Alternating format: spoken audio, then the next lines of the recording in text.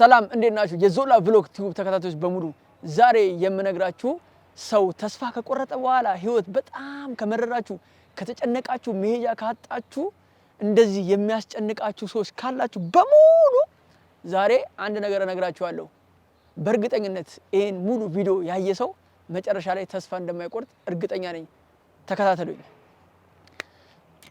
በህይወቴ ውስጥ በጣም ብዙ ፈተናዎችን አይቻለሁ የሀብታም ልጅ አይደለሁም ግን ሁሉ ጊዜ ተስፋ አልቆርጥም ያገኙትን ስራ ለመስራት እሞክራለሁ ሊስትሮ ሰርቻለሁ የቀን ስራ ሰርቻለሁ ታክሲ ረዳት ሰርቻለሁና ሁሉ ጊዜ ህይወቴን ለማሸነፍ ጥረት አደርጋለሁና የመጀመሪያ የሰራሁት ስራ ሊስትሮ ነበር እና አሁን እዛ ቦታ ላይ ማሳያችሁ እዛ ሊስትሮ እየሰራው ህይወቴ እንዴት እንደተቀየረና ገንዘብ እንዴት እንዳገኘው ነው እማሳያችሁ ማለት ነውና ይሄ ነገር ማሳያችሁ መጀመሪያ ሊስትሮ ቦታ ጋር እንሂድ 41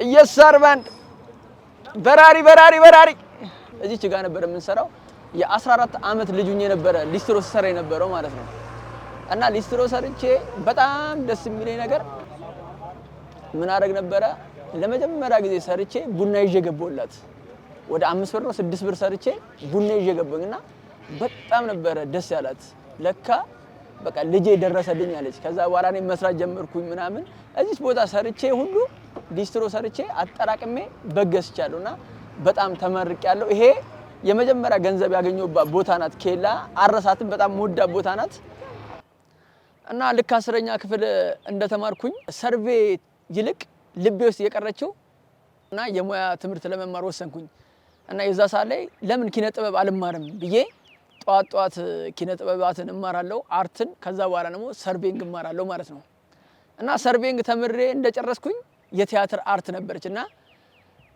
በቃ ሰርቬ ስራ ሲባል ሰርቬ ከምሰራ ለምን ኪነ ጥበብን አልሰራም ብዬ በቃ ሙሉ ህይወቴን ለኪነ ጥበብ ሰጠው ማለት ነው እና ኪነ ጥበብን አርትን እየሰራው እንዳሰብኩት ነገር አይደለም ሰዎች 200 ሺህ ብር ተከፈላቸው 150 ሺህ ብር ተከፈላቸው መኪና ገዙ ቤት ገዙ ሲባል እኔ ጓጉቼ ነበር በቃ ቶሎ ብዬ ኪነ ጥበብ ውስጥ ገብቻለሁ ቤቴን መኪናዬን ምናምን ገዝቼ ፋሚሊዎቼን ቤት ገዛላታለሁ ለነማደር ምናምን በቃ ከጭንቀት አሳርፋታለሁ ብዬ ነበር ጭራሽ እንኳን ከጭንቀት ላሳርፋት የባሰ ጭንቀት ነው እንኩባት ለምን ካላችሁኝ ለካ አርት እንደጠበቅኩት አይደለም በጣም ብዙ ፈተና አለው በጣም ቻሌንጅ አለው በጣም በቃ ፌመስ ሆኖ ኢትዮጵያ ላይ ለመታየት በጣም ከባድ ነገር ነበርና እንደዚህ ከማረግ ቶሎ ገንዘብ እንዳገኝ ለፕሮዳክሽን ማናጀር አልሰራም አልኩኝና ፕሮዳክሽን ማናጀር ማለት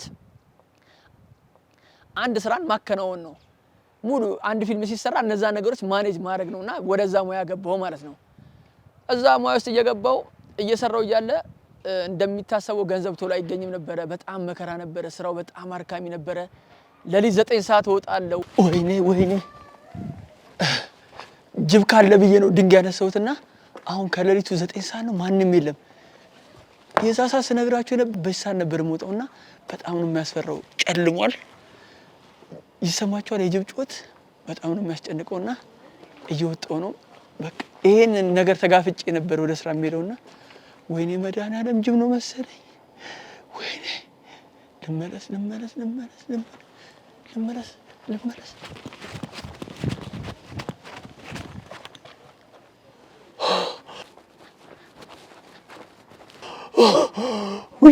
ውሻ ነው ጅብ መስሎኝ ነበር በስመ አብ ወመንፈስ ቅዱስ አምላክ አሁን ከለሊቱ 9 ሰዓት ነው እሱ የለም ሄደው ወይ ማታ 7 ሰዓት ገባለሁ በጣም በቃ ድካም ነው ግን ክፍያውም እንደዛ አይገኝም አንዳንዴ ሰርተን ፊልሙ ይሰረቃል አንዳንዴ ደግሞ ፊልሙ መሃል ላይ ቆማል የሆነ አርቲስት ወደ ውጭ ሀገር ይሄዳል ምናምን በጣም አስል ነበርና ህይወት ጭንቅ አለኝ 5 አመት ሙሉ ፕሮዳክሽን ማናጀር ሰራው እና አርት ነው ወዳታለሁ ልተዋል ቻልኩም የዛ ሰዓት ላይ ጫማ የለኝ ልብስ የለኝ በቃ ሁሉ ነገሬ ማለት በቃ አልቋል የደሃ ማለት እኔ ነበርኩኝ አንድ ጫማ 3 አመት 4 አመት ነበር ያርኩትና ይሄ ከስር ይሄ ባሮ ተገንጥሎ ነበርና ስንቴ እንደቀየርኩት ስንቴ ወደ 5 ምናምን ሶል ቀይሬላችኋለሁ ነው ምናችሁ ልብሴ የለም ቀደድ ብሏል እየለጠፍኩኝ ምናምን በቃ እንዳለ ዝግ ያለው ነው ምናችሁና ማዘር ሁሉ ጊዜ ተሰርበኛለች አንተ አርት ትላለህ ጧት ትወጣለህ ማታ ትገባለህ ለሊት ትነሳል አንድ ቀን እንኳን ብር ይዛ መጣም በቃ ጭቅጭቅ ሆነ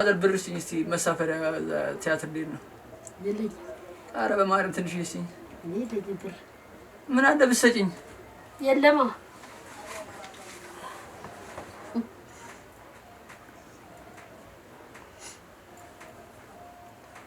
እንካ እሺ ምትመችስ ነው አንተ እንዳንተ አትጨክልልኝ እንካ መሳሪያ ፈልገው እንካ ጨምርልኛ አረ እኔ በላይልኝ ቻልሽ ጫራሽ የሰጠው ብርሳዬ በቃ አርቱን ለቀውጣ እኔ ደግሞ ልለቅ አልቻልኩም በቃ ልቤ ውስጥ ያለው በሙሉ ይሄ ብቻ ነበረ እና በጣም በቃ ከዛ በኋላ ራሴ ላይ በቃ ተጽዕኖ ማምጣት ጀመርኩ በቃ ሰው እቤት በቃ ጓደኞችህ ካንተ ጋር የሚሰሩ ሰዎች ተምረው ይሄው መኪና እየገዙ ነው ቤት እየገዙ ነው እያገቡ ነው አንተ ግን ከሰው ተራ ወጣክ አረ ተው ዘላለም ገረጣክ አረ ዘላለም አረ ተው ልጄ ብላ ማዘር ሁሉ ማዘን ጀመረችና ቢያንስ አርትን እየሰራው 7 አመት ሙሉ ከነሱ ነበር መሳፈሪያ መቀበለው ማለት ነው እና በቃ የታናሾቼ ስራ ጀመሩ እኔ አርት እየሰራው እነሱ ስራ ጀመሩና ከነሱ ቀፍላለሁ ከብራዘር ቀፍላለሁ ከፋዘር ከጎረቤት ከጓደኞች በቃ ሁሉንም ሰው አሰልችቻለሁና ከፈረንሳይ እስከ ፒያሳ ሁሉ ጊዜ ጧት እወጣለሁ ማታ እመለሳለሁና ሼም ስለያዘኝ ጓደኞቼ ሲጋብዙኝ ሁሉ ጊዜ ይጋብዙኛልና አንዳንዴ በቃ የሆነ ሰዓት ላይ ሰለቸኝ እና ምሳ ምናምን ብላ ሲሉኝ ብር ስለሌለኝ አልከፍልም ይታወቃል አራም በልቻለሁ ልላለሁ እኔ ሆዴ እየራበኝ ነው ሆዴ እየራበኝ አረ በልቻለሁ በቃ የሆነ ማኪያቶ ሲጠጡ ምናምን አረ አሁን ጠጥቼ ጾም በቃ ጾመኛ ሆንኩኝ ብር ስለሌለኝ በቃ ጾመኛ ሆንኩኝ ማለት ነው በቃ ከዛ ከራሴ ጋር መታገል ጀመርኩኝ አረ ፈጣሪ ሆይ አረ ኪዳነ ምህረት ሆይ ምንድነው እሰራለሁ እለፋለሁ ጧት ወጣለሁ ማታ ገባለሁ ምንድነው የማይሳካልኝ ምንም ሊሳካ አልቻለም ምንም በቃ ስራዬ ህይወቴ ሁሉ ድካም ልፋት በቃ ቻሌንጅ ብቻ ሆነ ብላችሁ ከዛ በቃ ኪዳነ ምህረት እንጦጦ ኪዳነ ምህረት ሄዳለሁ ቅድም ያሳያችሁ ፈረንሳይ ኪዳነ ምህረት ሄዳለሁ አረ ኪዳነ ምህረት ሆይ አረ እኔ ምን አርጌ ነው እኔ ላይ ጨከንሽብኝ አረ ምን አይነት ኃጢአት ነው የሰራሁት አረ ምን አይነት በደል ነው የሰራሁት እኔ አንዳንዴ ራሴ ፈርዖን ነኝ እንዴላለሁ ምንድነው ምን አይነት ኃጢአት ነው ምን አይነት መከራ ሰርቼ ነው የማይሳካልኝ በቃ በጣም በቃ አንዳንዴ ማለት እንዳታስቡት ግን እግዚአብሔር በቃ ታሪካችሁን ይቀይርላችኋል ነው የምላችሁና የዛ ሰዓት ላይ በቃ ስመላለስ ተስፋ ቆርጫለሁ ቤተክርስቲያን ነው በቃ እንዲ ፈረንሳይ ኪዳነ ምህረት አዌ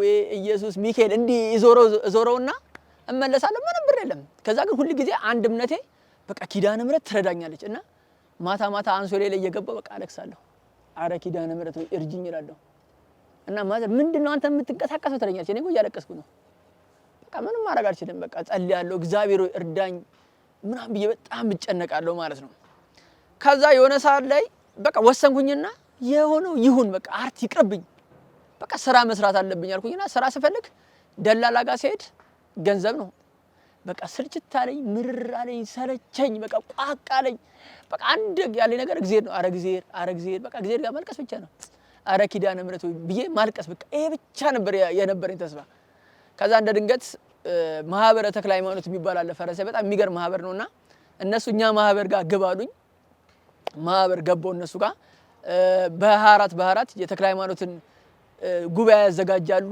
ገንዘብ ይዋጣል እነሱ ጉባኤ ሲሉኝ ገንዘብ የለኝም ምንም ላዋጣ አልችልም ከዛ በኋላ 3 ወር ሲቀራው ዘላለም ልብስ ማሰፋት አለብን ጥምቀት እንዘምራለን ስለዚህ 2500 ብር አዋጡ ልብስ ይሰፋ ተባለ እኔ እንኳን ልብስ ማሰፋበት አንድ ብር የሌለኝ መናጢ ዳ ነበርኩኝ ሳይሆን ግን አርት ላይ ስለሚያውቁኝ ትንሽ የሚዲያ ላይ ስለታየው ገንዘብ ያለኝ ይመስላችኋል ማለት ነው ከዛ እንዴት ብዬ በቃ ይሄ እንዴት ነው ማሳካው ስል እግዚአብሔር አንድ ነገር ረዳኝ ስራ ፈልጊያለሁ አጥቻለሁ እንደ ድንገት ሰፈር ስቴዲዮም ይሰራልና የቅድም ያሳያችሁ ሜዳ ይሰራል እሱ እየተሰራ ልክ ሊቆፋፈር ሲል ሰርቬ ስለተማርኩኝ አስገቡኝ ስራቸው አይ ሰርቬ እንኳን የለም እና የቀን ስራ ትሰራለህ አሉኝ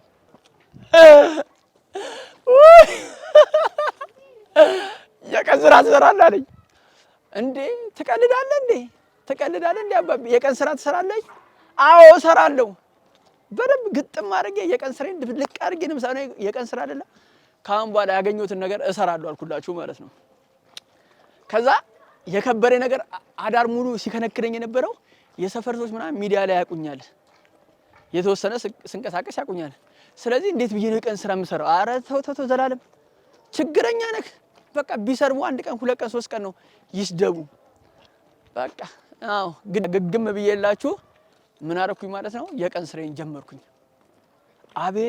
አቤት አሁን እዛ ጋር ደርሰናል የደረስንበት ቦታ ማለት ነው አቤት ሙሉ የመታኝ ፀሐይ አቤት ያቺ ቀን ኪዳነ ምህረትን እንደው ሰው ላይ አያርስበት ነው የምለው ያው እንግዲህ ያልኳችሁ ሜዳ ስንሰራበት የነበረው ጫፌ ማለት ይሄ ነው። እዚህ ነው በቃ የቀን ስራ የሰራሁት ወጥሬ አካባቢ የሰራሁት እዚህ ነው። ከዛ በኋላ ላይፎች ቼንጅ አደረጉ። እንዴት የሚለውን ነገር እየሄድኩኝ ተረክላችኋለሁ። ሜዳው ይሄ ነበረ። በጣም 6 ወር ፀሐይ፣ አቤት ፀሐይ! ወይኔ ጥርን አረሰውም ባይዘው ጥርን የካቲትን በቃ ወሮቹ በሙሉ ፀሐይ ያረፉት እኔ ላይ ነበረ። ሰፈሩ ሁሉ እዚህ ጋር ነበረ። ያው የምንሰራው ሜዳ ምናምን እንዳለ ይሄ ነው። በጣም ደስ የሚል ቦታ ነው። 4 ወር ሙሉ ባሬሌን እየተሸከምኩኝ የቀን ስሬን እየሰራሁኝ አንዳንዴ ሰርቬይንግን እየሰራሁ ሰራሁኝ ማለት ነው። የቀን ስራ የት መሰላችሁ? የቀን ስራ የሰራው ቦታ ይሄ ቦታ ነው። ይሄ ቦታ ላሳያችሁ። እንደውም አንድ ባሬላ መያዝ አለብኝ ለማስታወሻ እንዲሆነኝ። ቦታውን አሳየልኝማ በእናትህ የቀን ስራ የሰራውበት። ይሄን እስቲ ነው ባይዘው እኛ ነን የሰራ ነው። እኛ ነን የሰራ ነው። አባቢ 4 ወር ሙሉ እዚህ ነበረ ስሰራ የነበረው ማለት ነው። የቀን ስራ ይኖራል። እስቲ እንፈልግ እስቲ ስራ እስቲ ማን ነው? ሰላም ነው አባቴ፣ እንዴት ነህ ልኝ? ስራ ምናምን ይኖራል እንዴ? ሰላም ነሽ? አለንልሽ። ዘላለም እባላለሁ። ቲክቶከር እና ዩቲዩበር ነኝ። እሺ የላይፌን እዚህ ቦታ እዚህ ሰፈር ነኝ የተወለድኩትም ያደግኩትም። ይቅርታ ግን ሳናስፈቅድ እየቀረጥን እና በጣም የዛሬ 5 ዓመት በጣም ተቸግሬ ነበረ።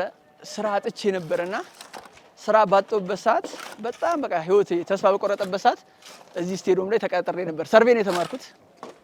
ከዛ በኋላ የቀን ስራ ተባልኩኝ ማለት ነው። እና ያቺን የቀን ስራ የሰጠኝ ሰው በጣም ነው የማመሰግነው። ሳሃሉ ይባላልና ሰው ሞልቶ ነበረ። ሰው ሞልቶ ከዛ በጣም ቸግሮኛል ስራው። በቃ ምንም ማድረግ አንችልም። በቃ ዝም ብዬ ባለቤቱ ባይፈቅድም አለኝና ስራ ቀጠረኝ ማለት ነው። ከዛ ያቺን ስራ እየሰራሁኝ ብሩ ጠቀመኝ። ታውቃለህ? የጠቀመኝ ለምን መሰለህ? ማህበረ ተክለ ሃይማኖት የሚባል ቤተክርስቲያን አለ እዚህ ጋር የገነተ ኢየሱስና ማህበረተኞች ነንና የቀን ስራ ሰርቼ ከሰው እኩል ሆንኩኝ። ለምን አትለኝም? ልብስ አሰፉ ተብለን ነበርና 2500 ብር አጠራቅሜ ልብስ አሰፋኝ ማለት ነውና እቺ ቦታ ዛሬ ቪዲዮ ማሳያቸው ተአምረኛ ቦታ ናት። ሰዎች የሆነ ነገር ለመለወጥ ሲፈልጉ ምንም አይነት ስራ መናቅ የለባቸው። ያቺን ቦታ እያስጎበኘውና ከፈቀድክልኝ እንደው ባሬላ ቢይዝ ኧረ ተፈቀደልኝ። ያስ የቀን ስራ እንድሰራ ተፈቀደ። በጣም ነው የማመሰግነው። ቴንክ ዩ። በጣም የሚገርም አሰሪ ነው። ኪዳነ ምህረትን ነው የምነግራችሁ። አረ ስራ የለኝም በእናትህ የቀን ስራ ልስራ ስለው የቀን ስራ አላለኝም። ባይዘው ከ6 ዓመት በኋላ የቀን ስራ የሰራሁበት ቦታ ነውና ተፈቅዶልኛል። የስ እሰራለሁ። ኪዳነ ስንት ነው ክፍዬ? 600 የቀን ስራ 600 ብር ኪዳነ እሰራለሁ። ልብስ አይሰጡኝ ኖ ልብሴን እንዴ እሰራለሁ 600 ብር። አዎ እንዴ ትቀልጃለሽ እንዴ? 600 ብር ይኸው። አዎ እሰራለሁ። ይኸውላችሁ እንዴ ለኔ ነው ግን 600። ኧረ እሰራለሁ እንዴ ትቀልዳለህ እንዴ? የቀን ስሬን እጠበጥብልሃለሁ አባቴ። ይሄን ሰርተን ነው እኛ ድንጋይ ነው የማነሳው። ባሬላ ተብያለሁ እንዴ።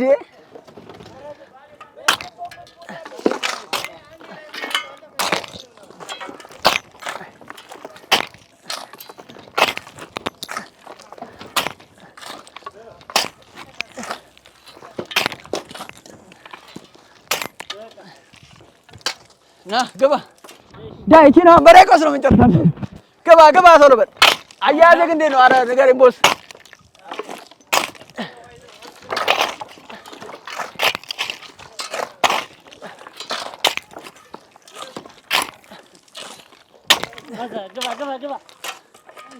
ያዝ ግባ ቀይረው ቶሎ በል።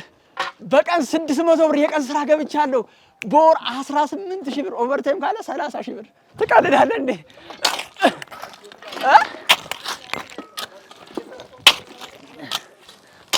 ያዝ። አዎ ባሬላ ባሬላ ላይ ግባ ተባልኩኝ።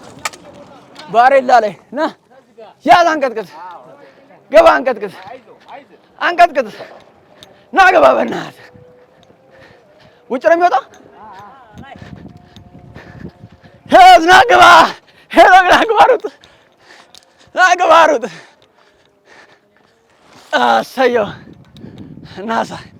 እናሳ እያረለ ከሰራክ ይከፈላል። ስራ ጋድ ፕለስ ኢትዮጵያ ጋድ ፕለስ አሜሪካ አይደል የሚለው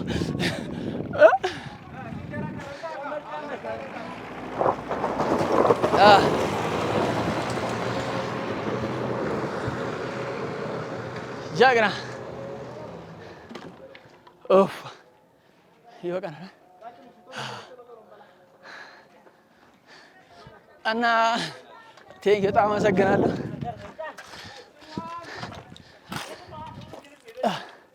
እና ክፍያ እንግዲህ አፍላን ጨረስኩ ነው ስራውን ሲጨርስ ነው አሬ ግማሽ ቀን ቴንክ በጣም አመሰግናለሁ ወንድሜ ክበርልኝ ቴንክ ቀጣይ ወደ ኪዳነ ምህረት እና በጣም ፈተና ነበር ሰዎቹ ምናምን አንዳንድ ሰዎች ሙድ ይዙብኝ ነበር አርቲስቱ የቀን ስራ ጀመረ አርቲስቱ የቀን ሰራተኛ ምናምን ያው ብሎ አንዳንድ ሰዎች ያው እንደ ጓደኛ ትላልቅ ነገር የሚጠብቁኝ ሰዎች ሲስቁብኝ ምናምን ነበር ያው እረዳቸዋለሁ ከኔ ብዙ ነገር ስለሚጠብቁ ነውና ቢሳቅም ምንም ቢደረግ እኔ ችግሬን መሙላት አለብኝ ብዬ ስለማስብ ብቻ ወጥሬ 5 ወር ሰራው ማለት ነው ከዛ በኋላ የማህበረ ተክለ ሃይማኖትን ልብስ አዘጋጀው ምናምን ልብሱን አሰፋው ጥምቀትን በሰላም አሳለፍኩኝ ማለት ነው እግዚአብሔር ይመስገን አልኩኝ አንድ ጫማ ገዛው አንድ ሱሪ ገዛው ኢትዮጵያ ሰላዲጋ የሃዲጋ የሃዲጋ የሃዲጋ የሃዲጋ የሃዲጋ ለሀገሪቱና ኢትዮጵያ ለሀገሪቱና ኢትዮጵያ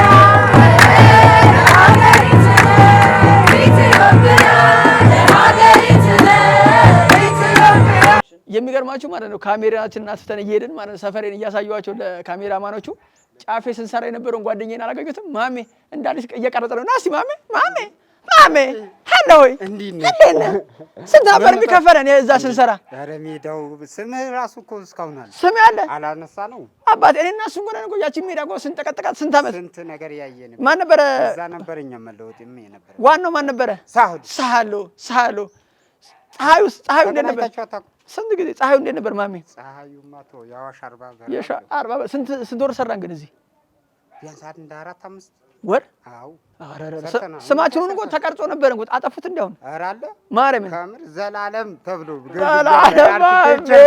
ማሜ አሁንስ ላይፍ ግን እንዴት ነው ማሜ ላይፍ በጣም አሪፍ ኧረ ተው የምር ከምር እሳቴ አብዳለች በቃ ስልክሽን ወስድና እንገናኛለን ምሳ ምን እንዳለ ወዴት እየሽ ነው ወደ ስራ አባቴ ማሜ የጫፌው ጓዴ ደዊ እደውልልሻለሁ ቻው ከሰው ጋር ተቀላቀል ከዛ ሁለተኛ አልሰራም ያልኩትን ስራ ተመለስኩኝ ፕሮዳክሽን ማናጀር በጣም ከባድ ፊልም ነበረ ትላልቅ አርቲስት የሚሰሩበት ነበረ እዛ ገብቼ የባሰ አሳበዱኝ ወይኔ ውይ አልኩኝ በቃ ምር አለኝ እዛ ላይ እሰራለሁ ክፍያ የለም ከዛ በኋላ ካሁን በኋላ ለመጨረሻ ሁለተኛ አርት ላይ አልደርስም ሁለተኛ ፕሮዳክሽን ማናጀር አልደርስም እና ዞላ ስራ ምንድነው ገጣሚ ነኝ መጽሐፌን እጽፋለሁ የራሴን ቶክሾ አዘጋጃለሁ ግን ብር የለኝም በቃ እጽፋለሁ ጥሩ ጽሁፍ እጽፋለሁ መድረክ መምራት እችላለሁ ግን እንዴት አድርጌ ልንቀሳቀስ ከሰው ጋር እንዴት ልገናኝ ሻይ ጋር እንዴት ልጠጣ ገንዘብ የለኝ ልብስ አያምር በቃ ከዛ በኋላ ያን ተውኩኝ ሄድኩኝ ጻርቃኔ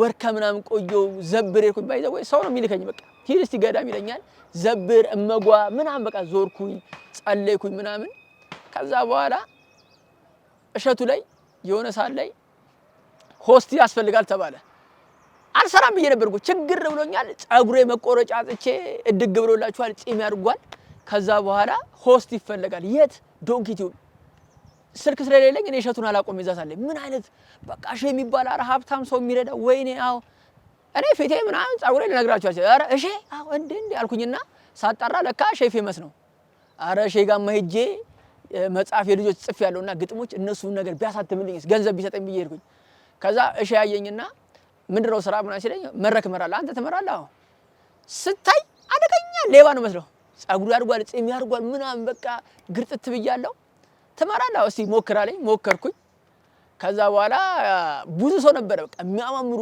ሴቶቹ በጣም ቆንጆ ወንዶቹ ሞዴሎች በጣም የሚያምሩ የሚገራርሙ ሰዎች ነበሩ እና እኔ ከዛ ከ200 ሰው ራሴን ሳይው አይ ዘላለም አሁን አንተ ወይ ሞዴል አይደለም ወይ አታምር ስትታይ እንኳን በሽተኛ ትመስላለህ ለራሴ ነው የምለው ጭራሽ እኔ ሆስት ሆናለሁ ግን እግዚአብሔር እንዴት ስራ እንደሚሰራ አይታወቅም ምን አለኝ እሺ ወደደኝ መሰለኝ በቃ ይሄ ልጅ በጣም ጎበዝ ነው ከዛ በኋላ ነው የሚነግሩኝ ይሄ ልጅማ በጣም ጎበዝ ነው እና ለምንድነው ማንጠራው ብለው ጠሩኝ ማለት ነው። ከዛ መሳፈር የለኝ ምናምን ሂጄ ተበድሬ እሺ ጋር ሄድኩኝ ማለት ነው። ከዛ ሲሞክር አለኝ በቃ ስለማመድ ምናምን ጎበዝ አለኝ። ከዛ በኋላ እሺ ምን አደረገ በቃ ይሄ ልጅ ሆስት እንቅጠር አለኝ። ሆስት ተቀጠርኩኝ።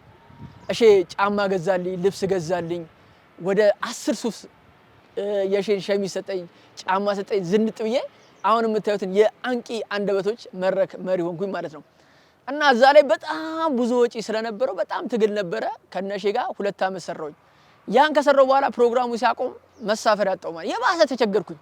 የባሰ ታውቄ የባሰ ተቸገርኩኝ ማለት ነው። ግራ ገባኝ። እሺ እግዚአብሔር አሁንስ እንዴት ነው የምሰራው? የቀን ስራ ነው የምሰራው? እሱም እኮ የለም እኮ የቀን ስራ ለመስራት ፈለኩኝ። የለም ምግብ ለመስራት ፈለኩኝ። ተምሬ ነበር። የለም ሰርቪ የለም። በቃ አዝኜ ተስፋ በቆረኩበት ሰዓት የሆነ ሰዓት ላይ የእሸቱ ትሬኒንግ አለ ተባልኩኝ ማለት ነው። እና የእነሼ ትሬኒንግ ከፍጹም ጋር የሚያዘጋጁት የሚገርም የህይወት ክህሎት ነበረ። እዛ ትሬኒንግ ውስጥ ገባው። ከዛ በቃ የሰው ልጅ መስራት እንዳለበት ከሰራ እንደሚለወጥ ለዓላማው መኖር አለበት የሚባል ነገር ነበርና ያን ትምህርት ወስጄ የጀመርኩትን የልጆች መጽሐፍ ጻፍኩኝ ማለት ነው። እና መጽሐፉን ከጻፍኩኝ በኋላ ቤት አድርጌ ላሳትም ሰው ጠየቅኩኝ ብር 100 ብር የማይሰጠኝ ሰው ወደ 50 ሺህ ብር ያስፈልጋል ተባልኩኝ ለመጽሐፉ። ከየት ላምጣ?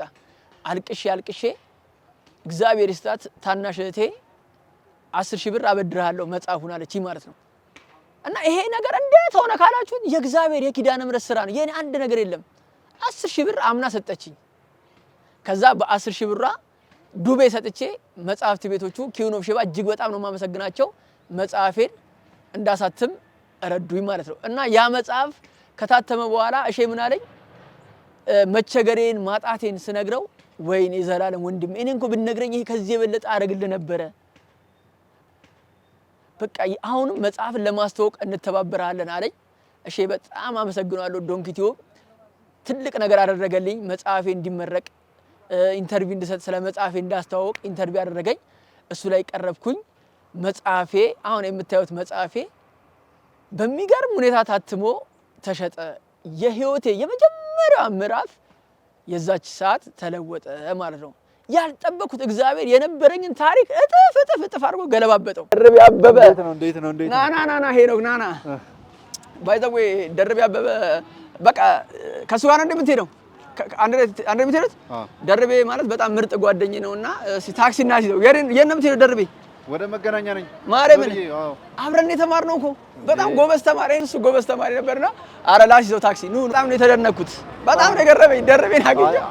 ወይኔ ትዝ ይላል አርዛ ስንማር? አዎ እንዴ ስንማር አንድ ወንበር ላይ ቁጭ ብለን እኔና ደርቤ ስማ 3 አመት ሙሉ ማለት ነው። አዎ ስማ 3 አመት ሙሉ ከደርቤ ጋር ነበርና ደርቤን ነበር ያገኘሁት። በጣም ደስ ብሎኛል ደርቤን ስላገኘሁት። ደርቤ ህይወት እንዴት ነው? ህይወት አሪፍ ነው እግዚአብሔር ይመስገን። ዞላ አንተ ጋርስ እንዴት ነው? በጣም የሚገርም ነው። ስራ አሪፍ ነው። ስማ እንዴት ነው ህይወት ታዲያ? አሪፍ ነው ዞልዬ። ሰላም ሁሉ ነገር አለና ቀረጻ ወደ ኪዳነ ምሕረት ኦኬ፣ ወደዛ ነው የምትሄደው? ወደ ኪዳነ ምሕረት እየሄድን ነበርና ኦኬ ታክሲ ልንይዝ ስንል ነው አንተን ያገኘሁት እና በጣም ደስ ብሎኛል። ባይዘው እኔም ደስ ብሎኛል ዞልዬ። አትጥፋ። አዎ እና እዚህ ጋር ነው መኪና የምትይዘው? እዚህ ጋር ነው እዚህ መገናኛ ጋር። ኦኬ በጣም ደስ ብሎኛል። ደርቤ እደውልልሃለሁ። ቴንኪ በጣም አመሰግናለሁ። ጓደኛ ከየት ሄደ? ይኸው በቃ እደውልልሻለሁ ደርቤ። ፒስ። ያው እንግዲህ ብለን ወደ ዋናው ቁልፉ ቦታ ላይ እነግራችኋለሁ ያልኳችሁ ቦታ ወሳኟ አንደኛ ኪዳነ ምሕረት ቤተክርስቲያን እስከዛሬ በቃ ኪዳነ ምሕረት ሳወራላችሁ የነበረችዋ ኪዳነ ምሕረት ደርሰናልና አሁን የቅዳሴ ሰዓት ነው። ሰዓቱ ቅዳሴ ሊገቡ 5 ደቂቃ ነው የቀራቸው። ቤተክርስቲያኑ ላሳያችሁና እዚህ ቤተክርስቲያን ላይ ምን ተካሄደ፣ ምን ሆነ፣ ምንድነው የተፈታው፣ እስካሁን ድረስ የጦስክበት ህይወት እንደዚህ ሆነ፣ መጨረሻው ጣፋጩ ነገር ምንድነው የሚለው ነገር እሱን እነግራችኋለሁ። ቤተክርስቲያኑ ግን ላሳያችሁ ነው። ያው እንዳልኳችሁ ነው። አሁን ቅዳሴ ሊገቡ ነው። ሰዓት የለም ግን ከውጭ እናሳያ። ያው ሰዓቱ ሂዷል። ሰዓቱ አሁን 6 ሰዓት ከ20 ይላልና ቅዳሴ ሰዓት ነው። አሁን ቅዳሴ ሊገቡ ነው። ሰዓቱ ሞልቷል። ስለዚህ ቅዳሴ መግባት ስላለብን ምንድነው የምናደርገው? ቀረጻችንን እዚህ ጋር እናቆምና ከቅዳሴ በኋላ እተርክላችኋለሁ ማለት ያለውን ቀጣይ ህይወቴን ቀጣይ ተረኮችን እተርክላችኋለሁ። ተከተሉኝ። እጥፍ አድርጎ በቃ ኪዳነ ምሕረት በረከቷ ሰማች። ለካ እግዚአብሔር እስክበስል ነበር የሚጠብቀኝ። ድሮ ገንዘብ ሳገኝ ፕሮዳክሽን ማናጀር ሰርቼ 4000 ብር 5000 ብር ሳገኝ በአንድ ቀን ነበር የማጠፋው፣ ወዲያው ይጠፋ ነበረ። ለካ እግዚአብሔር እየሰራኝ ነበረ። 4 ዓመት 5 ዓመት ሙሉ ሰራኝ ማለት ነው። ከዛ በሚገርም ሁኔታ ያ መጽሐፌ ታተመ ማለት ነው። እጅግ በጣም ከመጽሐፌ ተሸጠ ማለት ነው። የመጀመሪያ መጽሐፌ ሙዚቀኛዋ ድመት ናት። ከዛ በኋላ የራሴን ፕሮዳክሽን ZK ፕሮዳክሽን ብዬ ከፈትኩኝ ማለት ነው። ከዛ ሁለተኛ መጽሐፌን አሳተምኩኝ ጎበዙ ተማሪ የሚል ማለት። ስለዚህ አሁን ይሄን ቪዲዮ የምታዩ ሰዎች በህይወታችሁ ተስፋ ቆርጣችሁ ሊሆን ይችላል፣ ተጨንቃችሁ ሊሆን ይችላል።